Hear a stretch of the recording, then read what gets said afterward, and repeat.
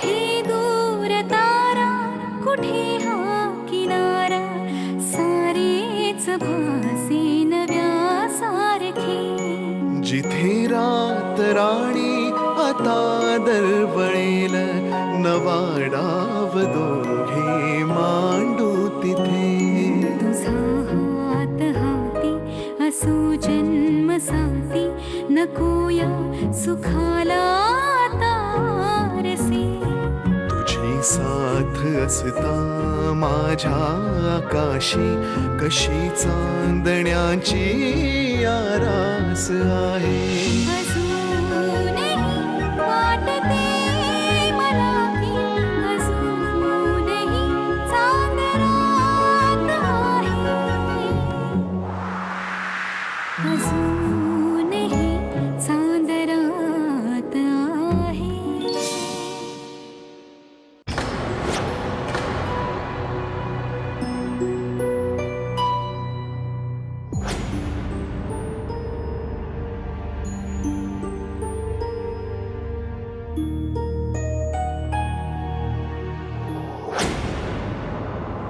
आई, रेवा तू? आई तुम्ही या वेळेला इथे काय करताय? अगं आऊसाहेबांसाठी मसाला दूध बनवते. आज उपवास आहे ना त्यांचा. त्यांचा दर सोमवारी उपवास असतो भैरवाचा. सकाळी 4 वाजता उठून त्या देवळात जातात आणि तिथून परत आल्या ना की त्यांना हे खास बनवलेलं मसाला दूध लागतं. ते या वाड्यातल्या सुनेच्या हातानेच बनलेलं हवं. तेच करत होते. आई, या छोट्या छोट्या गोष्टींची किती काळजी घेता हो तुम्ही. असं करायलाच हवी, कारण आजच्या दिवसात फक्त आऊसाहेब हे मसाला दूधच पितात. त्याशिवाय काही खात नाहीत की पित नाहीत. आणि जर का तेही चुकलं ना तर दिवसभर काही न खाता पिता राहतात त्या. म्हणून आठवणीने करते. ग्रेट आहात तुम्ही खरंच. नाही म्हणजे एकांतवासाची शिक्षा मिळाली आहे तुम्हाला, पण तरी सगळं अगदी लक्ष ठेवून करता. माणसांना दूर करता येतं ग, नात्यांना नाही दूर करता येत. आणि जबाबदाऱ्यांना तर नाहीच नाही. या वाड्याची सून म्हणून माझ्या काही जबाबदाऱ्या आहेत, लोकांच्या प्रती कर्तव्य आहेत. ती पार पाडायलाच हवीत ना. म्हणून मुद्दामच घेतलीये मी ही जबाबदारी. मला माहिती आहे आपल्या वाड्यावर सुतक चालू येते, पण मला खात्री आहे आऊसाहेब त्यांचा रिवाज नाही मोडणार. भले त्या देवळात नाही जाणार, पण उपवास नक्की धरतील. किती चांगल्या प्रकारे ओळखता तुम्ही आऊसाहेबांना. बरं मला सांग, तू का आली होतीस इथे? नाही, मी या आईंसोबत बोलू शकत नाही. आधीच ते दार, त्या दारामागचं रहस्य, या माझ्या प्रश्नांमुळे त्यांना शिक्षा भोगावी लागते. माझ्यामुळे त्या पुन्हा कुठल्याही संकटात सापडायला नको. रेवा, हा, काय ग, कसले एवढे विचार होतेस? नाही, ऍक्च्युली मला तहान लागली होती आणि रूम मधलं पाणी संपलं होतं ना, म्हणून आले किचन मध्ये पाणी घ्यायला. जा ना, घे पाणी. हो.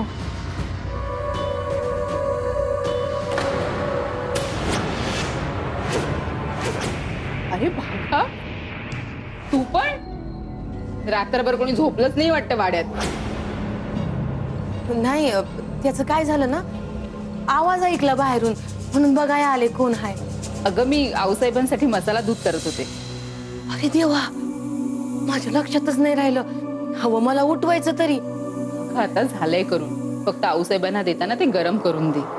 पहाट झाली, सगळे उठतच असतील आता. रेवा, तू आता थोडा वेळ जाऊन पड तुझ्या रूम मध्ये. हा, चल.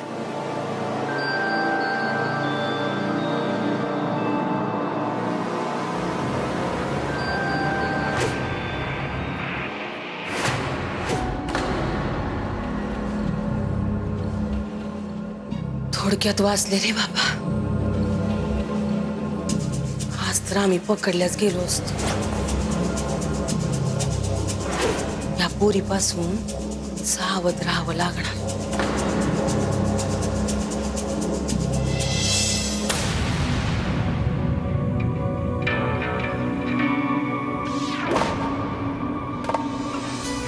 एवढ्या रात्री वाड्यात एकटीच फिरते.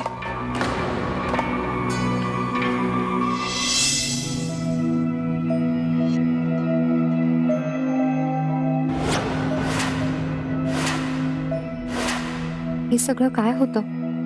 सत्य का ते दरबार म्हणतायत त्याप्रमाणे स्वप्न? कोण होती ती बाई आणि अशी हवेतच अचानक कशी गायब झाली?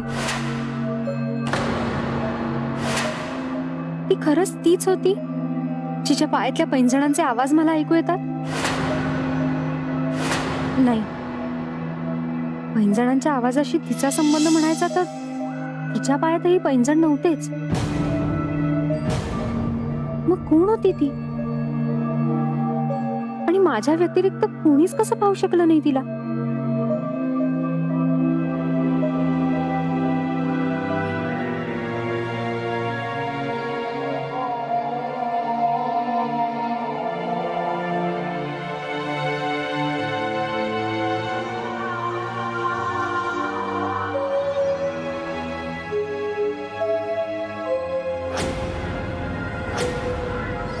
ती बाई कुणाशी तरी बोलत होती, वाड्यातल्याच कुणाशी तरी. हे मला आधी कसं जाणवलं नाही? म्हणजे तिथे एक नसून दोन व्यक्ती होत्या.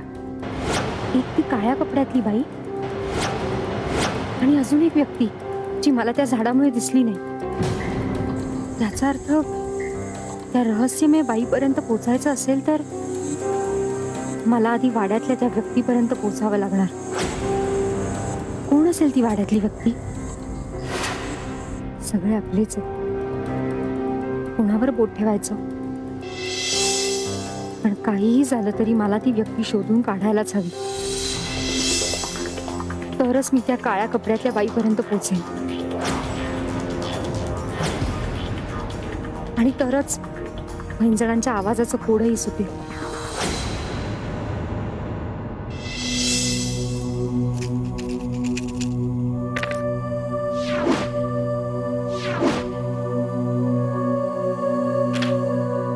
साहेब, आत येऊ का मी? या. ते मसाला दूध आणलंय तुमच्यासाठी. आज दिवसभर तुमचा उपवास आहे ना? तुम्ही कशाला घेऊन आलात की हो? भागाने आणलं असतं. सकाळी इतक्या लवकर तुम्हाला उठायची सवय नाही ना, म्हणून म्हटलं. भागात घेऊन येणार होती, मग मीच तिला सांगितलं मी घेऊन जाते म्हणून. घ्या ना. तसही सकाळी लवकर उठण्याची सवय करते ना मी. आणि आता या वाड्याचे रीतिरिवाज कळायलाच हवेत. वा, एका नगाने तुमच्यावर फार चांगले संस्कार केलेत की हो. बरं वाटलं आम्हाला.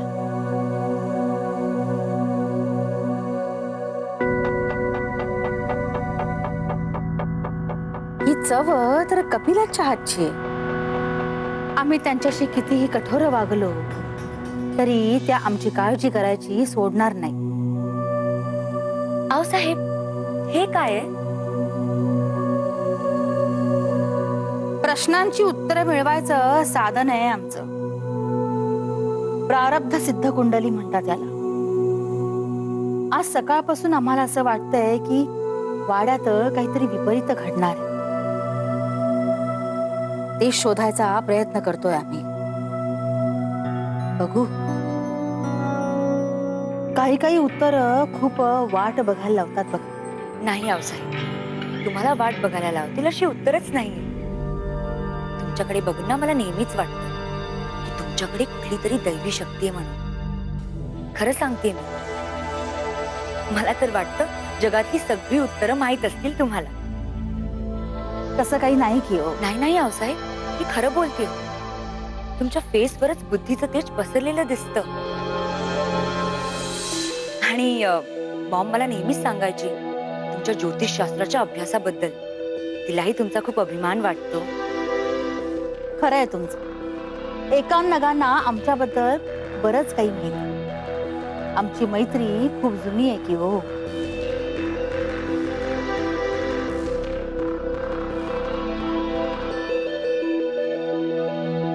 रोमिला, जिंकलंस ग बाई. शोभतेस खरी माझी मुलगी. असं गोड बोलून माणसांच्या मानेवर सुरी फिरवणं आता बरोबर जमलंय तुला. अशीच वागत राहिलीस ना तर या वाड्यातल्या एकेकाला बाटलीत उतरवणं कठीण नाही जाणार तुला.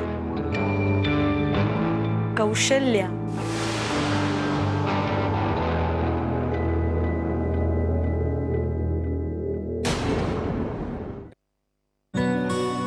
आज तू आली आहेस ना म्हणून लाडू करतीया. अगं तुझ्या निमित्तानं यांना बी मिळतील लाडू खायला. यांना बी लई आवडतात बघ. घे घे ती परत घे इकडे.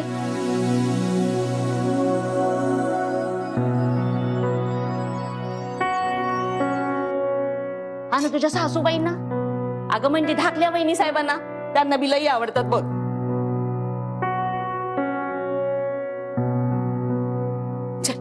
पटपट वाळूया बाई, पटपट वाळूया. चल सांभाळून हात घाला, लई गरम आहे ती. काय ग तू अशी गप का? जावई बापूंची भांडलीस का काय? नाही ग आजी, तू किती वर्ष काम करतेस ग वाड्यात? झाली असतील की 25 वर्ष. का ग? मग तू रात्रीची कधी राहिलीस? आता अगं राहिलीये की, सणासुदीला राहिलीये. आता वाड्यातली पुरुष मंडळी जेव्हा बाहेर गावी जातात ना तेव्हा मी राहते की. मग तू तिथे काळ्या कपड्यातली कुठली बाई पाहिलीस? काय काळ्या कपड्यातली बाई? कोणची बाई? आजी, मी अशी एक बाई काल रात्री पाहिली. म्हणजे मला झोप येत नव्हती म्हणून मी सहजच खिडकीपाशी गेले तर तिथे. नाही नाही रेवा, तुला सपान पडलं असेल बघ. अगं त्या वाड्याची सुरक्षा लई कडक आहे. आजी नाही, मला स्वप्न पडलं नव्हतं. हे सगळं जागेपणी घडलंय. मला खात्री आहे ती नक्की कोणाशी तरी बोलत होती. नाही नाही रेवा, अगं इतकी वर्ष मी वाड्यात काम करते पण तिथं काय चालतंय ना काय बी कळत नाही बघ. अगं भूत माल आहे त्यो. अगं जावई बापू तुला म्हणतात ना मुंबईला जाऊया म्हणून, मग तू जा तिथं. अगं तिथंच राहा, इथं काय बी खरं नाही बघ. आजी प्लीज, काय बोलतेस तू? भूत वगैरे काही नसतं. ती खरंच एक बाई होती आणि ती नक्की वाड्यात कोणाला तरी भेटायला आली असणार. मी तुला सांगितलं कारण मला असं वाटलं तुझ्याकडून काहीतरी माहिती मिळेल मला. पण तू सतत अशी काळजी करणार असशील ना तर मी यापुढे काही सांगणार नाही तुला. काळजी करू नको म्हणतीयस? अगं तुझ्या बापाच्या पाठीमागनं आम्हीच काळजी करणार ना व रेवा. अगं तू कशा पायी नको त्या गोष्टीत लक्ष घालतीयस? आधी त्या दरवाजाचं खूळ आणि आता ती कोणती बाई तुला माहिती आहे ना व? त्या वाड्यात रात्री अपरात्री फिरायला बंदी आहे ती. रेवा, रात्री वाड्यात फिरताना तुला कोणी पाहिलं नाही ना?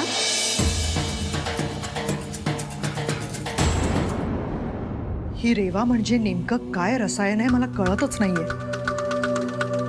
काल मध्यरात्री नंतर मी तिला वाड्यात फिरताना पाहिलं. धक्काच बसला मला. रात्री ती वाड्यात फिरत होती तर ही फिरते बाहेर भूतासारखी. अय्या भूतासारखी? म्हणजे म्हणजे पांढरी साडी, केस मोकळे सोडलेले आणि हातात मेणबत्ती अशी फिरत होती रेवा. मंदा मामी प्लीज. काय हो मामासाहेब? एक सॉलिड बातमी आणली आहे. काल रात्री रेवा वाड्याच्या गेट पाशी होती. म्हणजे दरबारच आम्हाला तसं सांगत होता. गेट पाशी? तिथपर्यंत का गेली असेल ती? रेवा त्या दरबाराकडे काळ्या कपड्यातल्या बाईची चौकशी करत होती. खरं तर दरबाराने ती बाई पाहिलीच नव्हती, पण रेवा मात्र ठामपणे सांगत होती की काळ्या कपड्यातली बाई वाड्याबाहेर धावत गेली म्हणे. कोणाबद्दल बोलत असेल रेवा? काय माहित, आपण कोण आहे पहिली इतक्या वर्षात अशी बाई? हो ना, ही रेवा जरा वेडीच दिसते. रात्रीची एकटी फिरते काय, कुठल्या तरी बाईच्या चौकशा काय करते, मंद कुठची. वा वा वा मंदा, हे तू बोलतेस? नाही नाही, कधी नव्हे ते बरोबर बोलतायत त्या. रेवाचं हे असं रात्री अपरात्री वाड्यात फिरणं, गेट पर्यंत जाऊन कुठल्याशा काळ्या कपड्यातल्या बाईची चौकशी करणं, ह्या सगळ्यामधून आपण आऊसाहेबांकडे बरंच काही सिद्ध करू शकतो. म्हणजे रेवाचं हे असं वागणं हेच सिद्ध करतं ना की तिच्या डोक्यावर परिणाम झालाय. आणि एकदा का आऊसाहेबांचा या गोष्टीवर विश्वास बसला की मग रेवा किती काळ वाड्यात टिकू शकणार आहे. आणि अशाने आपल्या वाटेतील सगळ्यात महत्वाचा काटा आपोआप दूर हो. असू दे असे. हो, पण ही गोष्ट सिद्ध करण्यासाठी आपल्याला ठोस पुरावे गोळा करायला हवे. आणि ही गोष्ट आऊसाहेबांपर्यंत पोहोचणार तरी कशी? आम्ही आहोत ना. हे काम आमच्याकडे लागतं. इतका महत्वाचा मुद्दा हातातून सुटता कामा नये. आजच आऊसाहेबांची कान भरणी करते. मिशन रेवा सक्सेसफुल झालंच पाहिजे.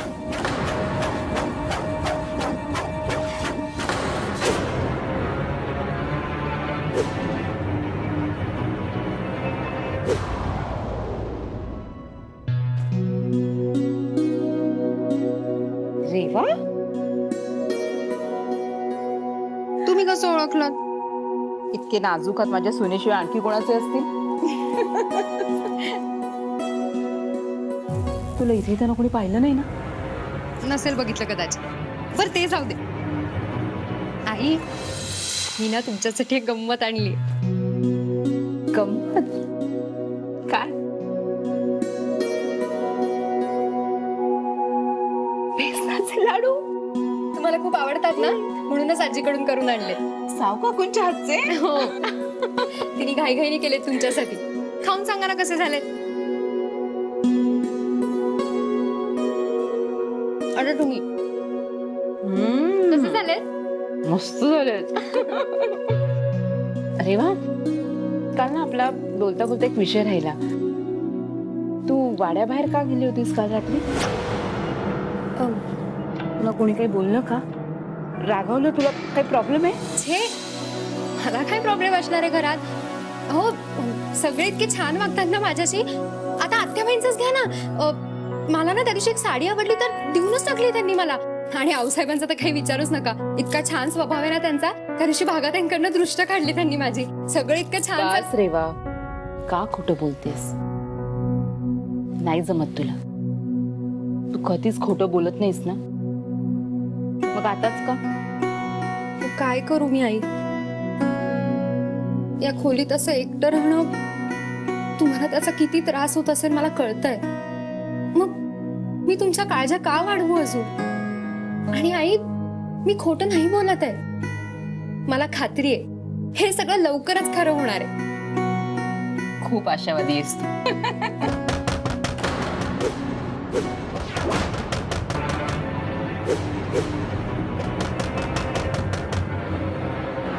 रेवा, रेवा तू लप कुठे तरी. रेवा लपू? रेवा लप ना लवकर.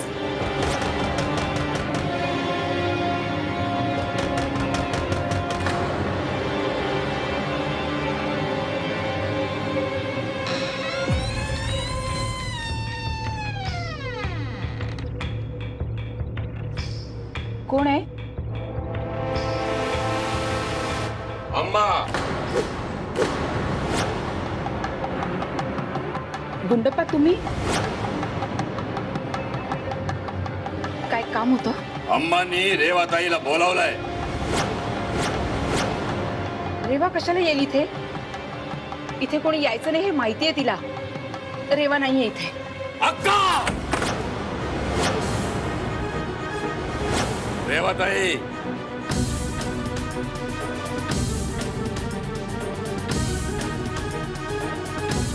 रेवाताई, अम्माने तुम्हाला बोलावलं की हो?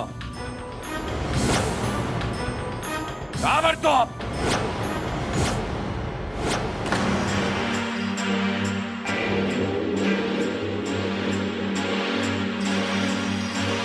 रेवा, होतीस कुठे? ते सगळे तुला किती शोधत होते माहितीये? कुठे गायब झालेलीस? नाही, मी आईंना भेटायला गेले होते.